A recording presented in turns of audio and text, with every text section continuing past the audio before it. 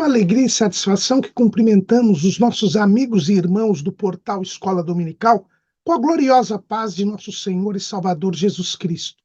Estamos dando início a mais uma pré-aula, esta ferramenta que o portal Escola Dominical disponibiliza no início da semana, para que os irmãos possam melhor preparar a sua aula da Escola Bíblica Dominical. Leiam a revista das lições bíblicas, assistam a esta pré-aula, leiam o nosso texto de apoio, que é publicado no portal Escola Dominical, portalebd.org.br. Ali os irmãos irão ver a sequência do nosso raciocínio.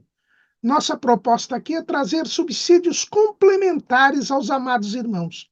Não repetir o texto da revista, porque os irmãos já leram a revista, leram o livro de apoio, tiveram também a oportunidade de ver a videoaula do comentarista e, portanto, os irmãos terão já um bom material do texto da revista. A nossa proposta é complementar aos irmãos e, acompanhando o meu texto de apoio, o nosso texto de apoio, ou os slides que também acompanham o texto de apoio, os irmãos terão o fio da meada e poderão, então, melhor entender esta exposição. Durante a semana, nós disponibilizamos também 5 ou 6 outros textos da faixa etária dos adultos lá no portal Escola Dominical. Também publicamos textos de apoios dinâmicas e videoaulas de todas as faixas etárias do currículo da Casa Publicadora das Assembleias de Deus e de outros currículos de Escola Bíblica Dominical. Durante a semana também disponibilizamos breves comentários em áudio das leituras diárias, sugeridas aqui na revista das Lições Bíblicas. O irmão terá tempo, um momento devocional e ainda angariará maiores informações para a sua aula. No sábado à noite, às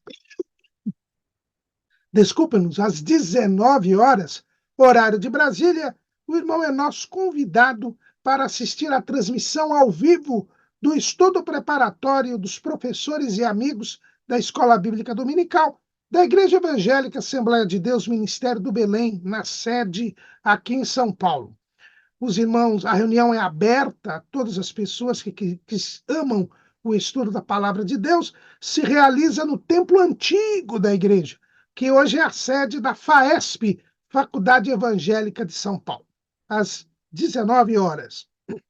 E o chat é aberto, o irmão pode participar online, porque o chat é aberto, porque o nosso objetivo é elucidar as últimas dúvidas antes da aula. Mas tudo isso, irmãos, é apenas a preparação da Escola Bíblica Dominical. Ela somente se realiza quando o povo do Senhor vai à casa do Senhor, no dia do Senhor, para estudar a palavra do Senhor. Neste terceiro trimestre de 2024, nós estamos estudando o tema O Deus que governa o mundo e cuida da família. Ensinamentos divinos dos livros de Ruth e Esther para a nossa geração. Nosso comentarista é o pastor Silas Queiroz, que é pastor em Ji-Paraná, no estado de Rondônia. E neste segundo bloco do trimestre em que estamos estudando o livro de Esther, hoje estaremos estudando a lição de número 11, a humilhação de Amã e a honra de Mardoqueu. Nós estaremos estudando o trecho que ocupa do capítulo 5, versículo 9, até o capítulo 6, versículo 14 do livro de Esther. Se os irmãos bem se recordam, nessa lição passada, nós encontramos Esther comprometendo-se com o livramento do povo de Israel. Advertida por Mardoqueu, ela arrisca a sua própria vida e vai até o encontro do rei Assuero, que é Xerxes I. Era arriscar a sua vida, pois ninguém podia se atrever a ir à presença do rei sem ser chamado. Quem o fizesse, se o rei não estendesse o seu cetro, estava condenado à morte. Era um costume próprio de um império em que, dos 15 monarcas na época do Império Persa, 8 morreram assassinados. Então, havia todo um protocolo de segurança para o rei. E uma medida de segurança é impedir que pessoas que não tenham sido chamadas pelo rei fossem se encontrar com ele. Esther é bem-sucedida, como nós vimos na lição passada. O rei estende o seu cetro e ela então vem, e quando o rei pede para que ela diga qual era o seu pedido, a sua petição, o seu requerimento, ela então convida o rei para um banquete. E neste banquete também deveria estar presente o primeiro-ministro, seu principal auxiliar, Amã. E lá no banquete ela faria o seu pedido. O rei aqueceu e imediatamente mandou avisar Amã que ele se apressasse para participar do banquete nos aposentos da rainha Esther. Nos palácios, normalmente, eu recentemente não, o ano passado, eu conheci o famoso Palácio de Versalhes, lá na França, onde ficavam os reis franceses, e pude ali visitar os aposentos da rainha. A rainha ficava separada do rei, em aposentos próprios, e assim era lá na fortaleza de Suzã, e assim era ali na corte do rei da Pérsia. A rainha, ela tinha os aposentos particulares, onde ela ali ficava com as suas moças, com seus eunucos, normalmente saindo muito pouco dali, porque, além de não ser seguro que a rainha ficasse andando pelo meio do povo, ela havia o pensamento de que ela estava à disposição do rei. Então, ali ela ficava, nas suas. É bom observar que lá no início do livro de Esther, é dito que a rainha Vasti também fez um banquete para as mulheres da casa real, lá no capítulo 1, versículo 9, o que demonstra que nos aposentos da rainha da Pérsia, ali na fortaleza de Suzã, havia um espaço para eventos sociais. E aqui, pelo que nós vemos do texto de Esther, Esther foi ainda mais estratégica.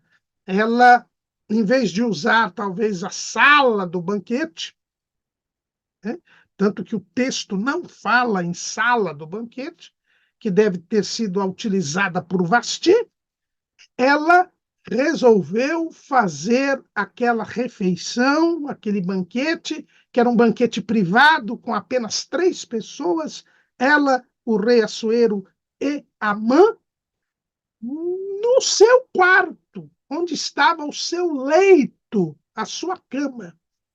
Porque nós veremos na próxima lição que, no momento da denúncia de Amã, nós vamos ver que ele cai sobre o corpo da rainha na cama dela. Então, era um banquete estrategicamente preparado por Esther. Por quê? Porque Esther, ela foi até a presença do rei, ela orou e jejuou, mas ela tinha um projeto, ela tinha um plano. Tanto Mardoqueu quanto Esther nos ensinam que cada um deve fazer a sua parte. Aquilo que nós não podemos fazer, aquilo que nos é impossível de fazer, nós entregamos nas mãos de Deus. Aquilo que nós podemos fazer, nós devemos fazer. Deus criou o ser humano com capacidade de pensamento, com inteligência, justamente para que ele possa planejar, projetar as coisas. É evidente que, quando nós servimos a Deus, nós nos anulamos a nós mesmos e fazemos a vontade de Deus. Mas isto não impede que nós apresentemos a Deus os nossos planos, os nossos projetos para a sua aprovação ou desaprovação. Deus não faz tudo e nós ficamos parados. Esther orou e jejuou porque sabia que dependia de Deus o rei estender o cetro para que ela não morresse. Mas ela já tinha que ter um plano feito, porque se o rei estendesse o cetro, ela deveria já se movimentar. E ela foi muito prudente. Ela não falou na presença de todos, ali na sala do trono real, que ela era judia, que ela estava sendo destruída por Amã, assim como o seu povo. Não. Esther era uma mulher temente a Deus, era uma mulher virtuosa. Ela sabia que esta denúncia tinha que ser feita privadamente, sem que ela se expusesse publicamente, sem que o rei fosse exposto publicamente, e muito menos sem que Amã fosse exposto publicamente. Esther preservava a imagem do seu marido, a imagem do rei da Pérsia, preservava a sua própria imagem e impedia que o povo judeu sofresse ainda mais. Além do que, ela nunca tinha declarado nem a sua nacionalidade, nem a sua parentela. Então ela foi sábia. Ela não quis prejudicar-se nem ao rei, nem prejudicar ainda mais o povo. Nós devemos ter esta preocupação. Nós devemos ser prudentes, discretos e evitar escândalos. O apóstolo Paulo, ele fala lá em Romanos, no capítulo 14, versículo 7. Porque nenhum de nós vive para si e nenhum morre para si. Nós, como servos de Deus, devemos saber que fazemos parte de um povo, que este povo é a igreja, que nós somos membros uns dos outros, e por isso nós temos que preservar a imagem da igreja, o nome da igreja, o ministério da igreja, sermos cuidadosos para evitar os escândalos. Porque Jesus foi bem claro a respeito dos escândalos. Ele disse lá em Mateus capítulo 18, versículo 6, mas qualquer que escandalizar um destes pequeninos que creem em mim, melhor lhe fora que se lhe pendurasse ao pescoço uma mó de azenha e se submergisse na profundeza do mar. Ai do mundo por causa dos escândalos. Porque é mistério que vem o escândalo, mas ai daquele homem por quem o escândalo vem. Então nós devemos evitar sermos um instrumento do escândalo, fazendo com que as pessoas piorem a situação em que estão. Esther não quis, se Esther falasse na frente do rei, começasse a suplicar, se chorar, fazer um escândalo, né? Certamente isso traria constrangimento ao rei, daria a ideia de que ela estava enfrentando o rei, pois, afinal de contas, o decreto, embora redigido por Amã, tinha sido assinado por Assuero. Iria causar um mal-estar na corte, porque ela estaria se voltando contra o principal e mais poderoso auxiliar do rei, dando uma amostra de insubmissão, ela que havia sido escolhida para ser submissa, e isso poderia reverter contra o povo judeu. Ele já estava determinada a sua destruição. Dali a 11 meses. E isso poderia precipitar as coisas. Esther foi cautelosa, foi prudente. Ela convidou o rei para um banquete nos seus aposentos particulares, no seu quarto privado, e pediu que Amã também fosse convidado. E lá ela faria o seu pedido. Qual foi o resultado disso? Assuero gostou da ideia. Já fazia 30 dias que não tinha contato com a sua rainha. E mandou avisar Amã, que estava ali trabalhando no seu gabinete, digamos assim, para que se apressasse, porque iria almoçar com a rainha Esther no seu aposento particular. A reação de Amã foi do sentimento próprio do soberbo. Ao ser comunicado de que deveria se apressar e ir para o banquete no aposento particular da rainha, Amã não notou que era uma ordem do rei. O soberbo, ele nunca acha que há alguém acima dele. Nós já dissemos aqui em outra aula que Amã jamais reconhecia que todo o seu poder, toda a sua posição era devida ao rei Assuero. Ele é que havia engrandecido a Amã. É o que diz o texto bíblico. Esther 3:1. Depois destas coisas, o rei Assuero engrandeceu a Amã, filho de Amedata Agagita, e o exaltou, e pôs o seu lugar acima de todos os príncipes que estavam com ele. Amã, porém, era soberbo. Ele achava que ele era o maior de todos os homens, a pessoa mais importante do planeta, que o mundo girava em torno de si. Ele esquecia que toda a fonte do seu poder era o rei Assuero.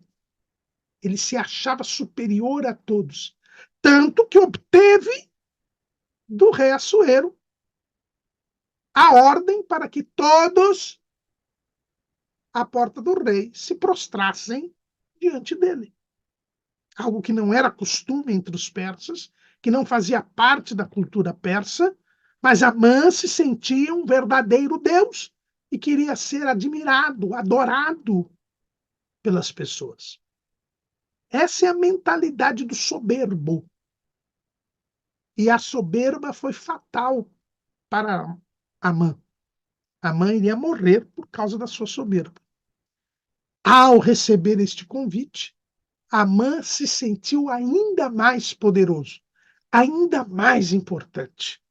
Não teve tempo de se preparar com vestimentas especiais para ir até o aposento particular da rainha Esther, até porque foi avisado no meio do expediente e o rei mandou que ele se apressasse.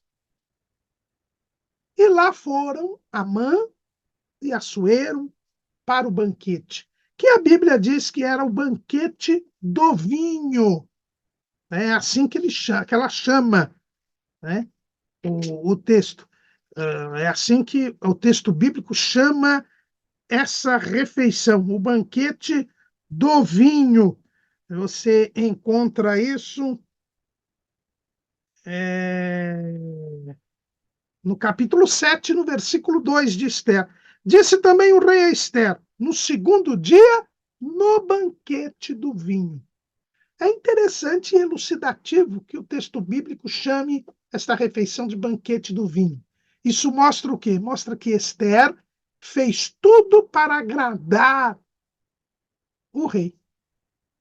Mandou fazer a comida que ele gostava e mandou colocar o vinho. Nós sabemos que Assuero era dado ao vinho, né? Lembrem-se que foi quando ele deu a ordem para que se entregasse vinho ilimitadamente, e ele foi o primeiro que se embriagou.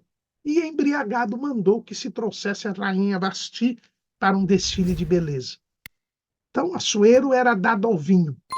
Isso mostra que Esther queria agradar ao rei, fazer tudo que o rei queria, primeiro porque ela precisava receber um sim ao seu pedido de livramento de sua vida e do seu povo, mas porque também ela era a mulher do rei. Ela sabia o papel que a mulher tem de exercer em relação ao seu marido. Ela queria sempre louvar o seu marido, ela queria sempre fazer bem ao seu marido. Assim é a mulher virtuosa. Lá em Provérbios, capítulo 31, versículo 12. Ela lhe faz bem e não mal todos os dias da sua vida.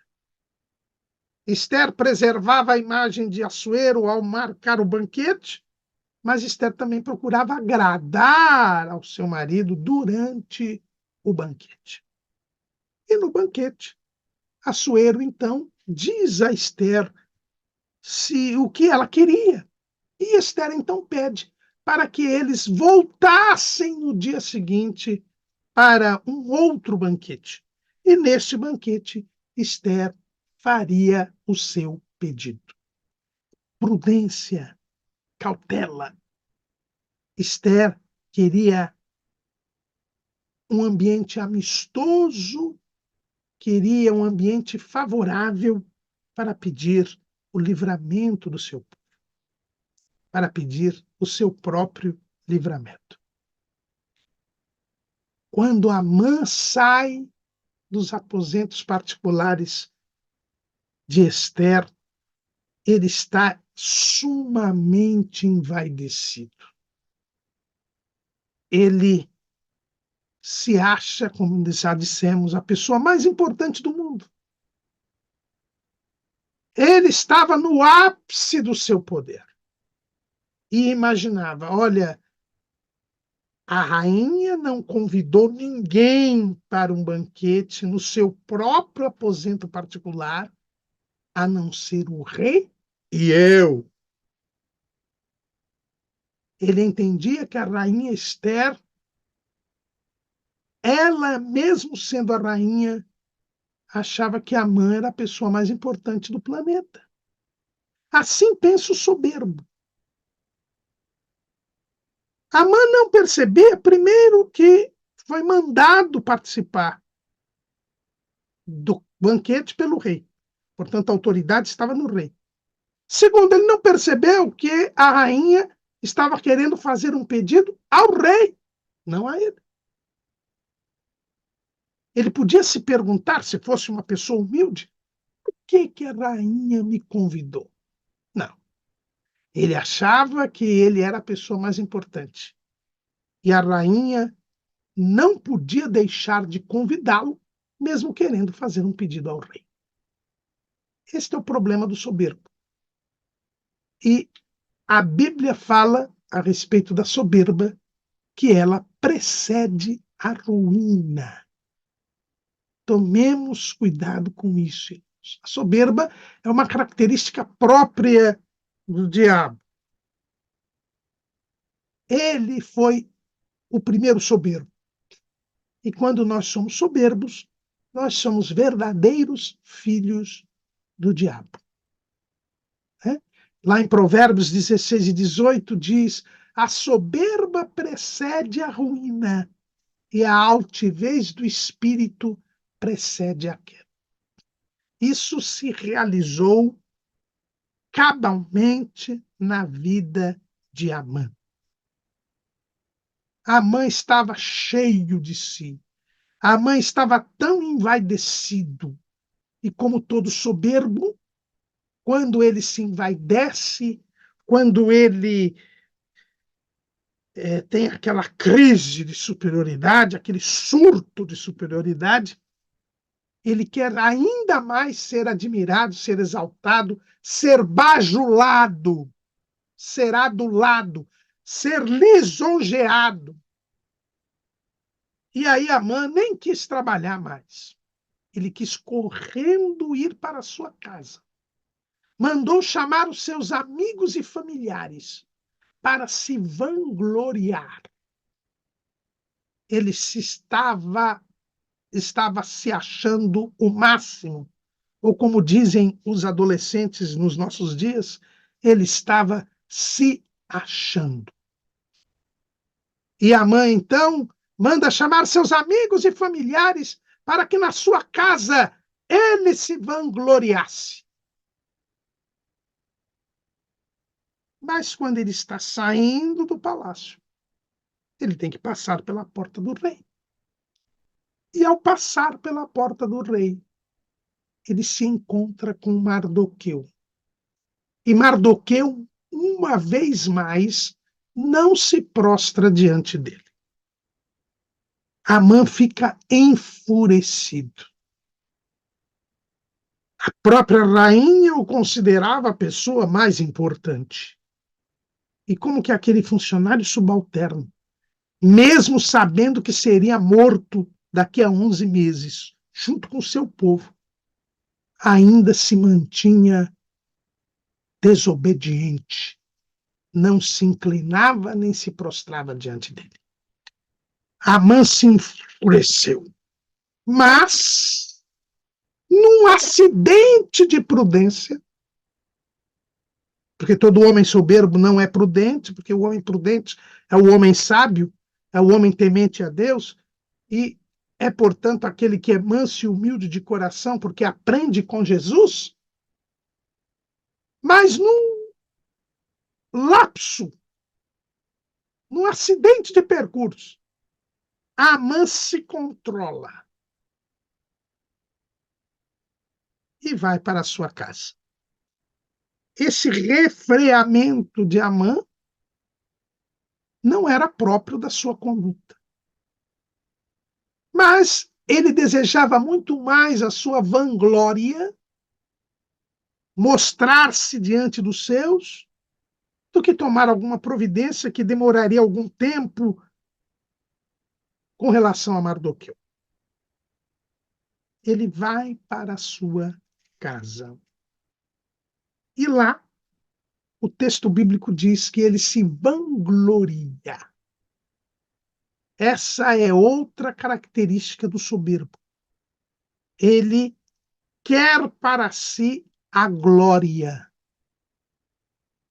E nesse ponto ele enfrenta a Deus. Porque nós vivemos aqui para glorificar a Deus. O papel do ser humano é glorificar a Deus, é atribuir a Deus toda a glória. É o que lemos lá em 1 Coríntios, capítulo 10, versículo 31. Portanto, quer comais, quer bebais, ou façais qualquer outra coisa, fazei tudo para a glória de Deus. É por isso que a declaração de fé das Assembleias de Deus, quando fala sobre a missão da igreja, ela sintetiza a missão da igreja em glorificar a Deus.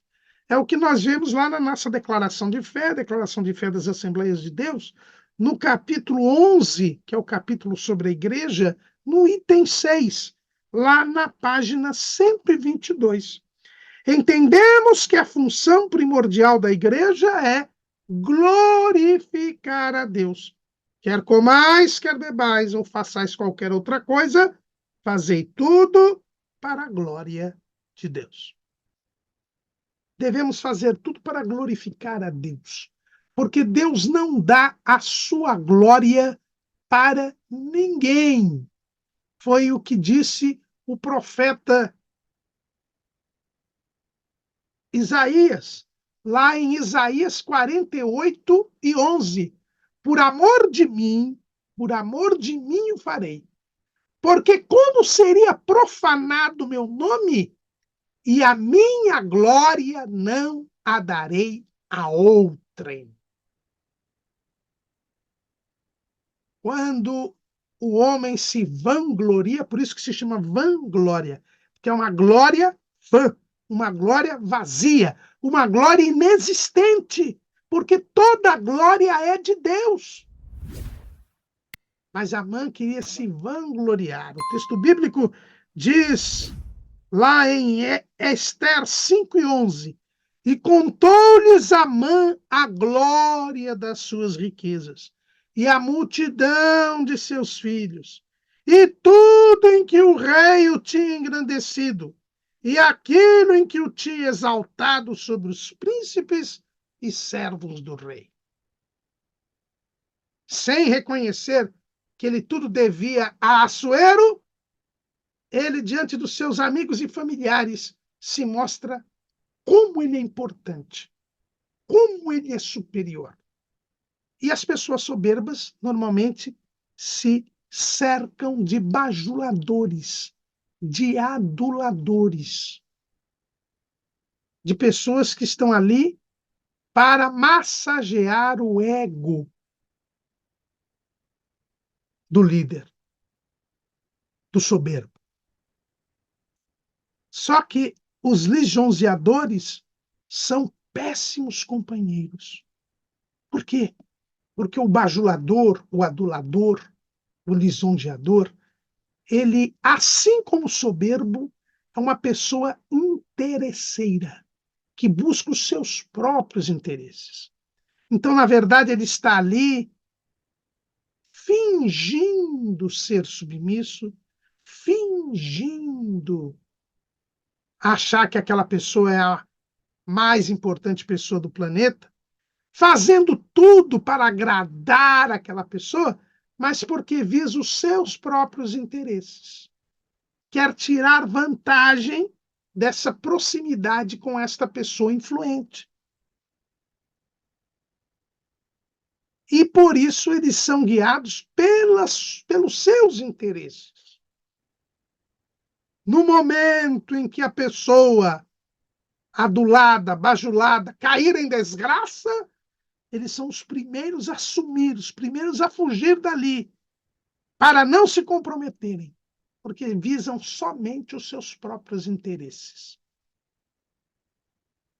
E o texto bíblico, ele é ainda mais incisivo a respeito.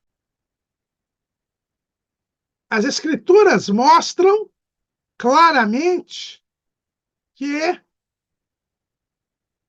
o lisonjeador só faz mal para aquele que é lisonjeado. O bajulador, ele faz mal.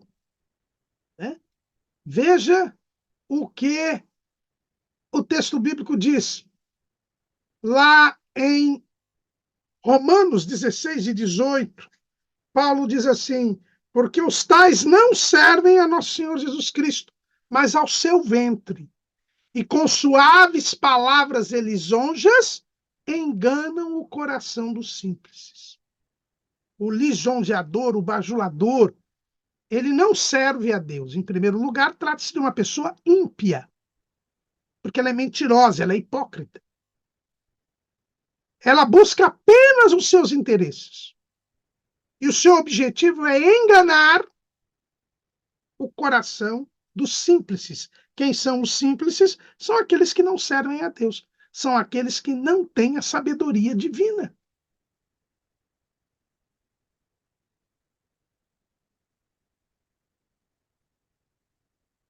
Salomão, em Provérbios 6:24, ele dá o seguinte conselho: para te guardarem da má mulher e das lisonjas da língua estranha. Assim como a mulher ímpia, a mulher lasciva, ela leva a pessoa à morte, é um perigo para o homem, assim também é a bajulação. Tanto a má mulher quanto a bajulação podem nos levar à perdição, nos levar à morte, tanto física quanto espiritual. E tem mais um texto, lá em Daniel 11:32, quando a Bíblia fala do anticristo, né? O anticristo, ele vai usar de lisonjas, ele vai enganar o povo, vai agradar o povo. É um discurso do politicamente correto, é um discurso agradável aos ouvidos. E quem é que será enganado com essa bajulação? Diz o texto: e aos violadores do concerto, ele com lisonjas perverterá. Mas o povo que conhece ao seu Deus se esforçará e fará proezas. São os violadores do concerto, aqueles que desobedecem a Deus, que são pervertidos pelo lisonjeador.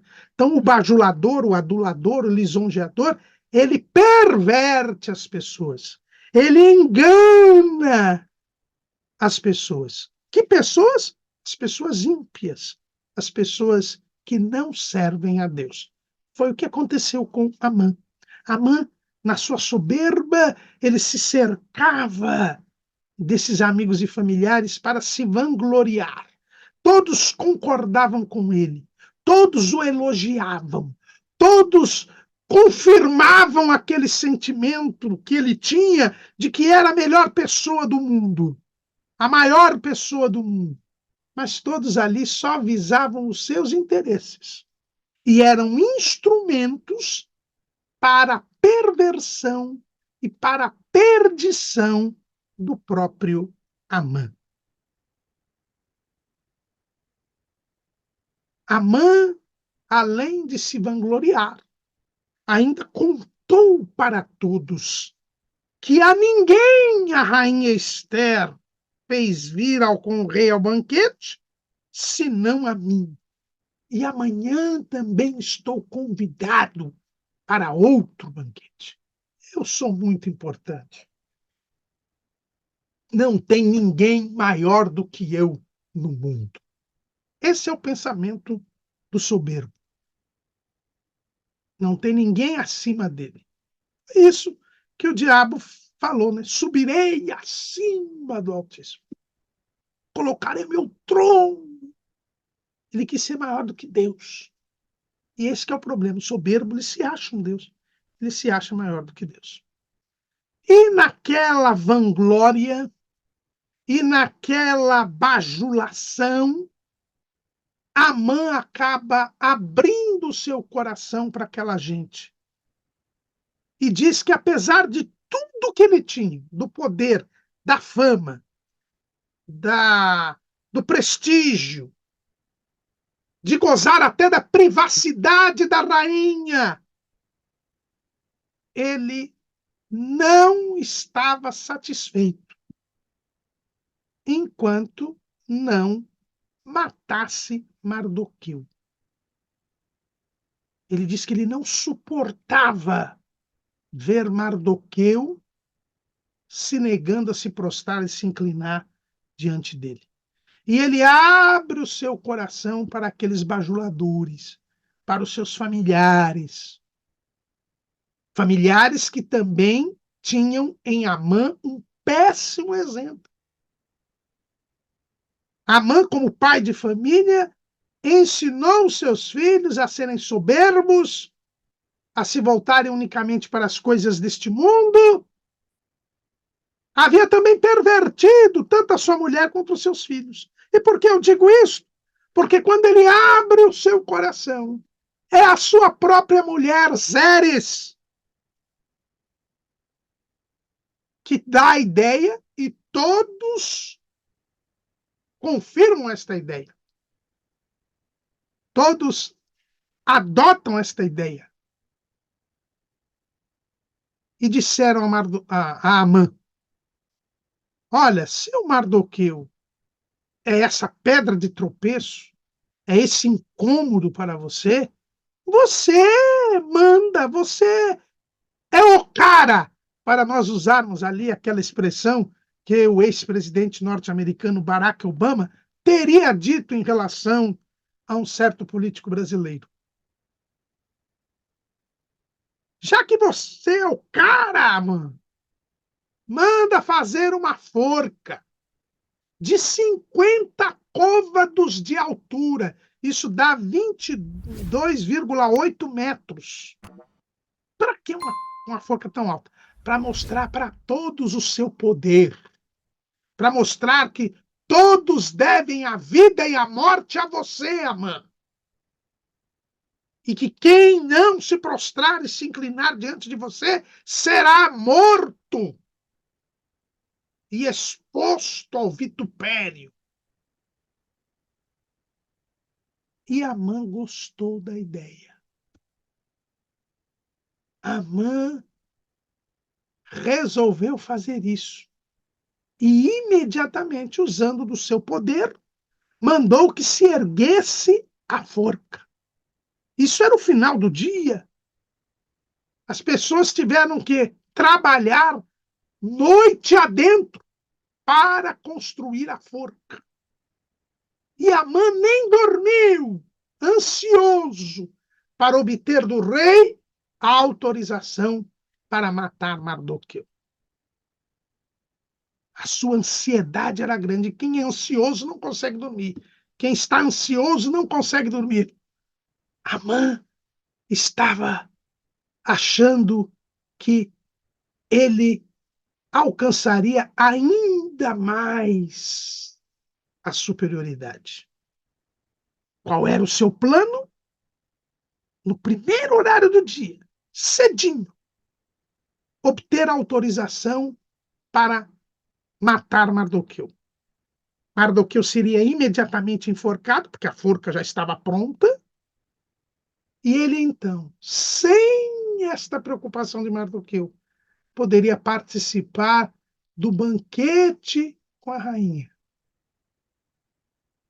sendo dono de tudo, não tendo ninguém mais a enfrentar.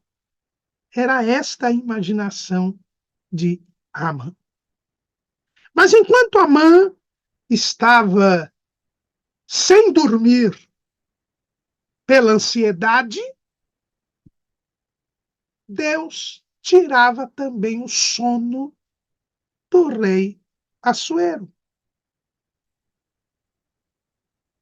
A Bíblia diz que Deus dá aos seus amados o sono. E isso é bíblico mesmo, porque o primeiro sono mencionado na Bíblia foi o sono pesado que Deus deu a Adão para, enquanto Adão estivesse dormindo, ele tirasse da costela de Adão a Eva, formasse de uma de suas costelas a Eva. Então é Deus quem dá o sono. Mas se Deus dá o sono, ele também tira o sono. É interessante, o sono está, como todas as coisas, no controle de Deus. E o livro de Esther, nós temos repetidas vezes dito isto aqui, é o livro que demonstra a divina providência. A divina providência. É a atividade de Deus para a preservação, concorrência e governo de todas as coisas e de tudo o que existe. Deus tirou o sono do rei Assuero. Deu sono a Adão para formar Eva. E aqui ele tira o sono do rei. E qual era o objetivo de tirar o sono do rei? O rei, não conseguindo dormir, manda chamar os seus funcionários, seus servos, para que lessem as crônicas reais. O que eram as crônicas reais? Todo rei, era costume de todo rei mandar registrar os seus feitos, os acontecimentos. Então, havia ali um cronista. Nós encontramos, por exemplo, no livro de 2 Samuel, capítulo 8, versículo 16, quando se está falando dos principais auxiliares do rei Davi, um deles era o cronista. Veja lá, 2 Samuel 8 e 16. E Joabe, filho de Zeruia, era sobre o exército. E Josafá, filho de Ailude, era cronista. Então, o cronista era aquela pessoa que estava ali para registrar os acontecimentos. Por isso que a palavra cronista vem de kronos, em grego, que quer dizer o tempo. É aquele que registrava os acontecimentos. Para quê? Para que o rei, vez ou outra, fizesse um balanço do seu governo e também para que o que ele fez e o que ele deixou de fazer ficasse registrado para a posteridade. Era uma forma de você manter a sua memória viva para gerações futuras. Na Pérsia havia esse livro das crônicas, como vocês encontram no primeiro e no segundo livro dos reis, e no primeiro e segundo livro das crônicas, várias referências ao livro das crônicas dos reis de Israel ou ao livro das crônicas do rei de Judá. Eram dos reis de Judá, eram justamente esses registros dos feitos e dos acontecimentos de cada governo, de cada reinado. E nós nos lembramos que, quando houve aquela conspiração de Bigtã e Teres, que foi denunciada por Mardoqueu a Ester, não diretamente, diz Flávio Joséfo, que foi um outro funcionário mandado por Mardoqueu, chamado Barnabas ou Barnabé, né, que seria, que teria avisado a rainha Ester, ela teria avisado o rei Assuero, ele teria mandado investigar o caso, descobriu que era verdade e enforcou Bigtã e Teres. E isto, diz o texto bíblico, foi registrado no livro das crônicas do rei. Assuero estava sem sono, então mandou que se lesse para ele o livro das crônicas do rei, para que ele tivesse sono. Existem muitas pessoas que dizem que quando estão com insônia começam a ler, e ao ler o sono vem. Deus tirou o sono de Assuero para que ele ouvisse o que estava escrito no livro do registro das crônicas. E no meio da leitura foi lido que tinha havido aquela conspiração de Bigtã e Teres e que Mardoqueu a havia denunciado à rainha Ester e a rainha Ester havia avisado o rei, que havia investigado e descoberto a verdade. Assuero se lembrou do episódio. E então, diante do registro, as pessoas, quem estava lendo já ia passar para outro assunto. Aí Assuero parou e disse: escuta, e o que se fez a Mardoqueu por ele ter preservado a minha vida? Por eu dever estar vivo hoje por causa dele. E aí os servos do rei disseram: não, aqui não está registrado nada. Nada foi feito a Mardoqueu. Aí Assuero se sentiu uma pessoa ingrata, se sentiu mal e disse: não pode, as coisas não podem ficar assim. Como é que uma pessoa livra a minha vida e eu não faço nada? Como é que um funcionário leal meu fica sem nenhuma recompensa? E Assuero fica imaginando o que ele poderia fazer para recompensar Mardoqueu. Ele estava pensando nisto. O dia amanhecia e Amã já tinha saído da sua casa, ido para o palácio, pois também não conseguia dormir, mas por outros motivos. Ele não conseguia dormir porque ele era um homem mau e ele maquinava pensamentos contra as pessoas. Ele se enquadrava naquelas pessoas mencionadas pelo profeta Miqueias, lá em Miqueias capítulo 2. Ai daqueles que nas suas camas intentam a iniquidade e maquinam o mal. À luz da alva o praticam, porque está no poder da sua mão. Acontece que essas pessoas poderosas que ficam arquitetando a maldade, que fazem a maldade, cometem injustiças, abusos, como são os tiranos durante toda a história. Nós devemos nos lembrar que há um ai na palavra de Deus contra essas pessoas. Elas não ficarão impunes.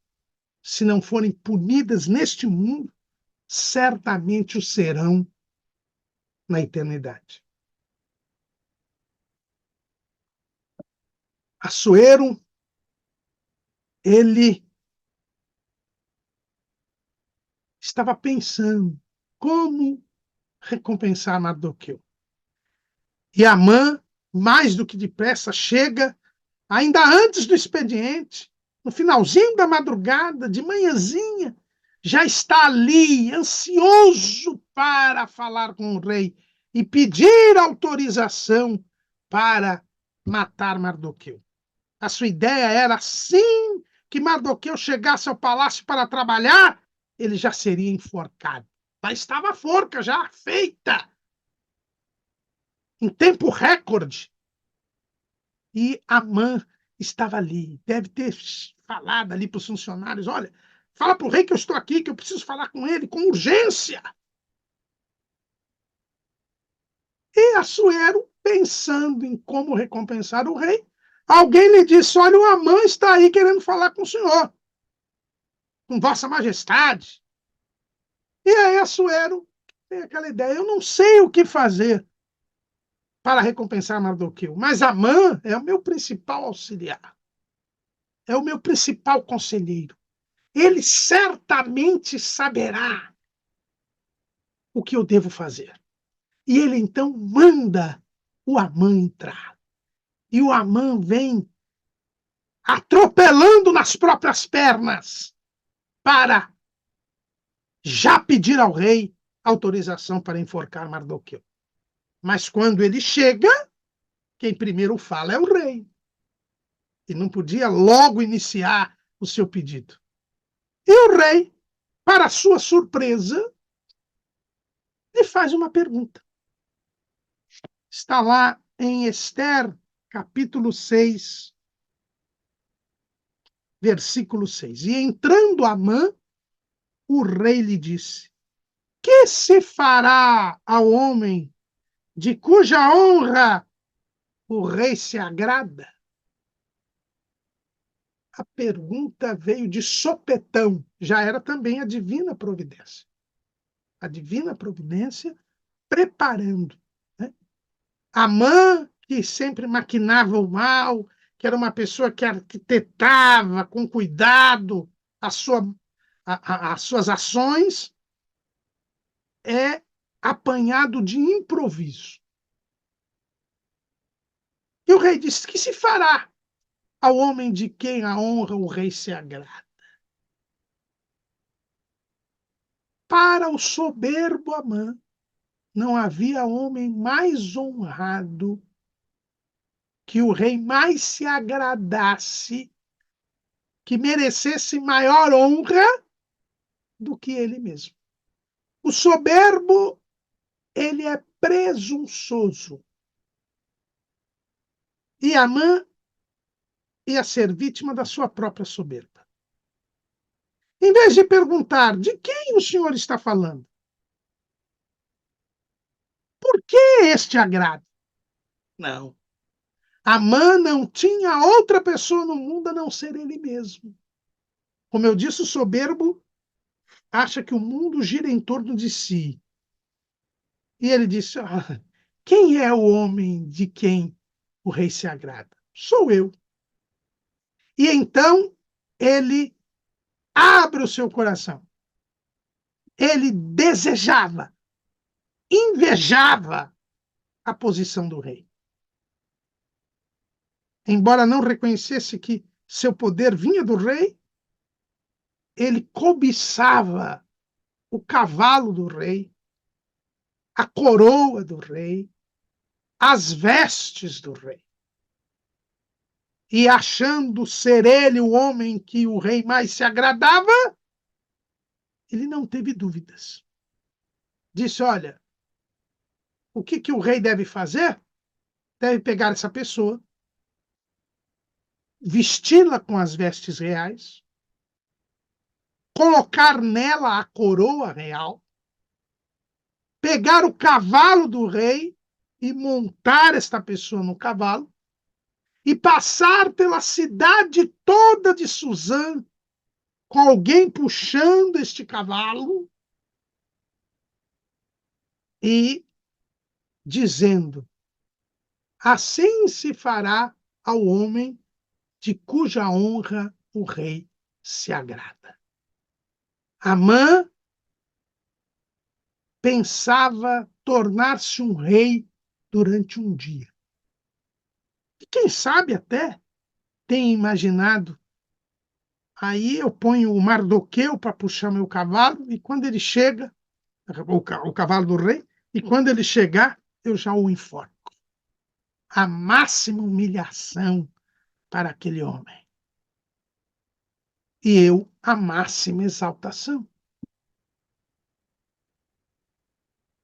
Quando Amã termina de dizer isto, já pensando na sua mente, vestido das vestes reais, coroado com a coroa do rei, cavalgando no cavalo do rei e tendo, quem sabe, Mardoqueu puxando o cavalo pela cidade toda, o rei vira para ele e diz: gostei da ideia. Faz tudo isso que você disse, sem tirar nem pôr, com Mardoqueu. Como diz Flávio José, estas palavras do rei atingiram Amã com uma força maior do que se um raio tivesse caído sobre ele. Naquele momento, Amã se perturbou totalmente. Como? Como? Eu mesmo acabei de transformar Mardoqueu em um rei por um dia. Justo este homem que eu vim pedir a sua morte. E o mais grave, disse Assuero, você vai ser a pessoa que vai puxar o cavalo, o meu cavalo, em toda a cidade de Suzã. Irmãos, como Deus é maravilhoso. Ao tirar o sono de Assuero e fazê-lo ler a crônica e querer exaltar Mardoqueu, recompensar Mardoqueu, Deus imediatamente obstaculou o pedido de Amã. Como é que Amã agora, depois desta frase, depois desta determinação do rei, como é que Amã poderia pedir a morte de Mardoqueu? Se era o homem de cuja honra o rei se agrada. Ele foi anulado, ele foi impedido. Porque a Bíblia diz, também aqui, profeta Isaías, ele é bem claro a esse respeito. Lá em Isaías 43:13. Ainda antes que houvesse dia, eu sou. E ninguém há que possa fazer escapar das minhas mãos. operando eu, quem impedirá? Deus impediu Amã de pedir ao rei a morte de Mardoqueu.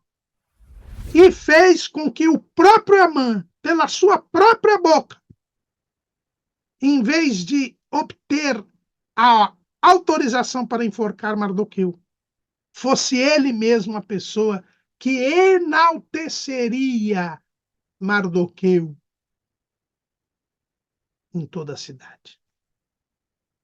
E lá vai Amã esperar a chegada de Mardoqueu no palácio, mandar que ele vestisse as vestes reais, a coroa real, que ele se sentasse no cavalo do rei e que ele conduzisse Amã por toda Suzã, dizendo: é assim que se fará a todo homem de cuja honra o rei se agrada. Amã era humilhado e Mardoqueu era exaltado. Por isso que a Bíblia diz, próprio Jesus diz lá em Lucas 18:14, digo que este desceu justificado para a sua casa e não aquele, porque qualquer que a si mesmo se exalta será humilhado, e qualquer que a si mesmo se humilha será exaltado. Foi exatamente o que aconteceu aqui. Mardoqueu, dias antes, havia se humilhado publicamente, vestido de pano de saco com cinza, saiu pela cidade, após ter rasgado as suas vestes, vestiu-se de pano de saco com cinza e saiu pela cidade de Suzã com grande e amargo clamor. E ficou na praça em frente ao palácio, chamando a atenção de todos, e principalmente de Esther, que era de quem ele queria chamar a atenção. Ele se humilhou publicamente, confiando em Deus.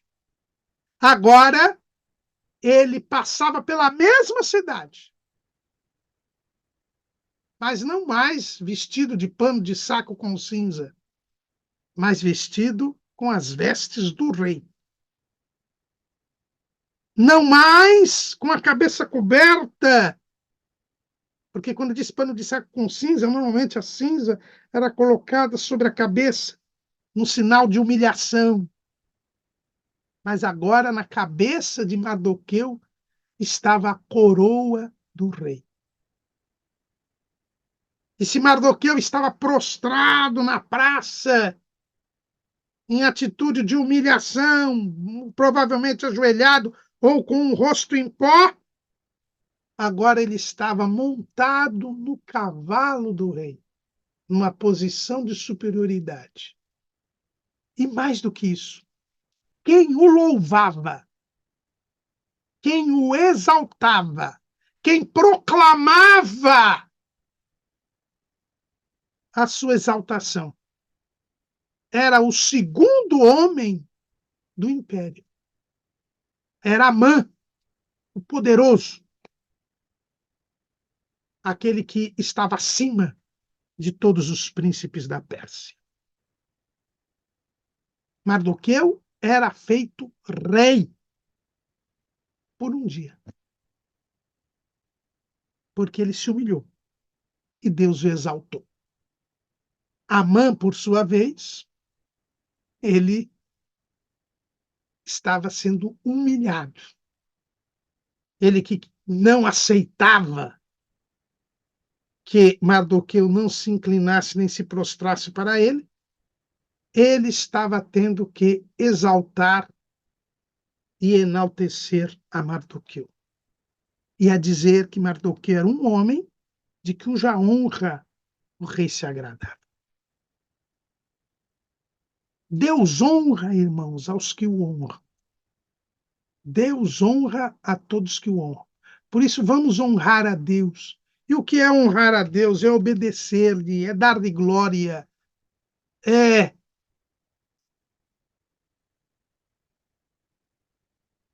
glorificar a Deus. Né? Nós devemos honrar a Deus. E Deus nos honrará. Evidente que ele não divide a sua glória com ninguém, mas ele honra as pessoas, ele recompensa. Jesus disse: e o meu galardão está comigo, para dar a cada um segundo a sua obra.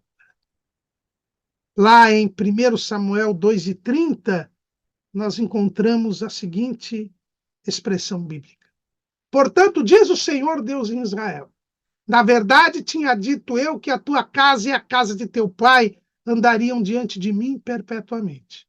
Porém, agora, diz o Senhor, longe de mim tal coisa, porque aos que me honram, honrarei. Porém, os que me desprezam serão envilecidos. Esta palavra foi dita por um raro profeta nos dias de Eli, para Eli, o juiz de Israel, o sumo sacerdote. Ele não havia honrado a Deus e, por isso, ele e sua família seriam banidos do sacerdócio. Porque aos que me honram, honrarei, diz o Senhor. Porém, os que me desprezam serão envilecidos. Amã não só desprezava a Deus, mas o desafiava. Queria a destruição do povo, que é a propriedade peculiar de Deus dentre os povos. E por isso era envilecido. Passou vergonha. E o texto diz que quando eles voltam,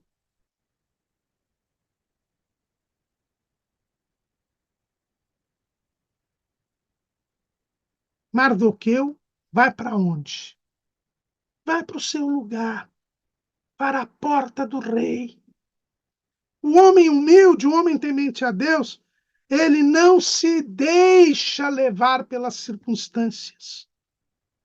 Ele não deixa que o sucesso suba à sua cabeça. Depois de ter sido recompensado, Mardoqueu tirou as vestes, porque sabiam que as vestes não eram dele. Tirou a coroa, porque sabia que a coroa não era dele. Desceu do cavalo, porque sabia que o cavalo não era dele. O que ele era? Ele era o porteiro do rei. Já era o final do dia, mas ele foi cumprir o seu dever. Ele foi para a porta do rei. Irmãos, lembremos que nada somos. Aliás, somos menos do que nada, porque o profeta Isaías, ele diz que todas as nações juntas são menos do que nada. Se todas as nações juntas são menos do que nada, que dirá cada um de nós? Olha lá, Isaías 40:15. Eis que as nações são consideradas por ele como a gota de um balde e como o pó miúdo das balanças. Eis que lança por aí as ilhas como a uma coisa pequeníssima. Todas as nações é como uma gota num balde. O que é uma gota num balde, irmãos? É nada. Lá no capítulo 41, versículo 24 de Isaías: eis que somos menos do que nada, e a vossa obra é menos do que nada. Abominação é quem vos escolhe. Tudo devemos a Deus. Jesus disse: sem mim, nada podeis fazer. Mardoqueu estava rei por um dia, mas não era o rei. Ele era o porteiro do rei. E ele foi para a porta do rei. Isso nos faz lembrar um ex-ministro da Educação do Brasil, Eduardo Portela. Ele foi ministro da Educação no começo do governo do presidente Figueiredo, entre 1979 e 1980. Quando ele foi demitido pelo presidente, a imprensa foi falar com ele e disse: como é que o senhor vê isso? O senhor é demitido. E ele virou para as pessoas e disse assim: eu estava ministro, eu não era ministro. Aprendamos isto. Nós estamos, mas não somos nada. Somos menos do que nada. Cristo é tudo em nós. Não queira prevalecer o seu ego, o seu eu. Jesus disse: quem quiser vir após mim, negue-se a si mesmo. Tome a sua cruz e siga. Enquanto Mardoqueu voltou à porta do rei, sem vaidade, sem soberba, sem orgulho, sem se achar superior, Amã tem um outro comportamento. O texto diz que Mardoqueu voltou para a porta do rei, porém Amã se retirou correndo à sua casa, angustiado e coberta a cabeça. Amã estava assaz envergonhado. Estava humilhado. O seu ego estava ferido. Ele saiu correndo do palácio porque não queria que ninguém o visse. Ele cobriu até a sua cabeça para não ser reconhecido. Estava angustiado. Não sabia o que estava acontecendo. Sentia a inferioridade, o que é fatal, terrível para um soberbo. Ele correu para a sua casa. E lá foi tentar se consolar, foi tentar se confortar com seus amigos e familiares. Ele chega à casa. E aqui é interessante, embora eu entenda que seja fantasioso o que se escreveu, no Talmud, que é o segundo livro sagrado do judaísmo, e nós colocamos aí no nosso texto de apoio essas citações, os judeus floreiam este episódio. Né? A imaginação correu solta ali. E os rabinos judeus colocam alguns detalhes que não fazem muito sentido. Né? Existem alguns comentaristas ali, alguns doutores da lei, que dizem que Amã cobriu a sua cabeça, porque quando ele passava. Isso é uma fantasia, né? Mas é bom a gente aqui estar estudando. E quando ele passava diante da sua própria casa, a sua filha, lá do terraço, olhando aquela cena, achou que era o Mardoqueu que estava conduzindo Amã. E então jogou fezes sobre a cabeça de quem ela pensava que era o Mardoqueu. E, na verdade, esta cabeça, na verdade, era o Amã. Quando Amã virou para cima e viu, e a moça percebeu isso, a moça teria até se desequilibrado, caído e morrido. Né? Isso já é coisa assim, para aumentar mais. Né? Quem conta um conto, aumenta um ponto. Né? Por isso é que Amã está aí angustiado e com a cabeça coberta. Isso não tem base, mas só para os irmãos saberem que a tradição judaica entende assim. Mas a verdade é que a mãe estava muito mal mesmo. E ele chega, chama os seus amigos e familiares, mas ele não tem conforto nem consolo com eles. Nem poderia ter. Por quê?